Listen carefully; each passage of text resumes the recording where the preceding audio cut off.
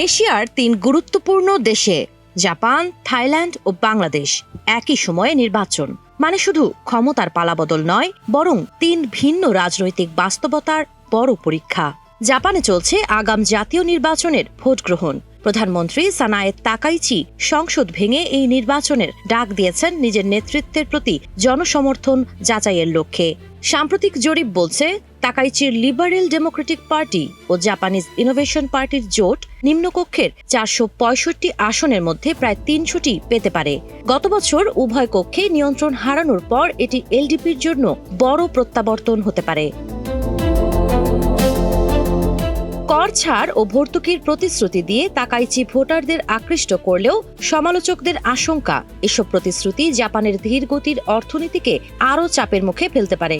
নিজেকে জাপানের iron lady হিসেবে প্রতিষ্ঠা করতে চাওয়া এই নেতা শক্তি প্রতিরক্ষা, জাতীয়তাবাদ ও যুক্তরাষ্ট্রের সঙ্গে ঘনিষ্ঠ সম্পর্কের পক্ষে অবস্থান নিয়েছেন, যা চীনের সঙ্গে সম্পর্ককে আরও জটিল করেছে। অন্যদিকে থাইল্যান্ডে আজ সাধারণ নির্বাচন শুধু সরকার গঠনের প্রশ্ন নয়, বরং দেশটির ভবিষ্যৎ সংবিধান নির্ধারণেরও দিন। ৫ কোটির বেশি ভোটার এমন এক বাস্তবতায় ভোট দিচ্ছেন যেখানে সেনাবাহিনী সমর্থিত শক্তি, জনতুষ্টিবাদী রাজনীতি ও তরুণদের নেতৃত্বাধীন সংস্কারপন্থী দল মুখোমুখি। প্রগতিশীল পিপলস পার্টি জনমত জরিপে এগিয়ে থাকলেও এককভাবে ক্ষমতায় আসা তাদের জন্য কঠিন হতে পারে। ফলে নির্বাচনের পর জোট সরকার গঠনের সম্ভাবনাই বেশি।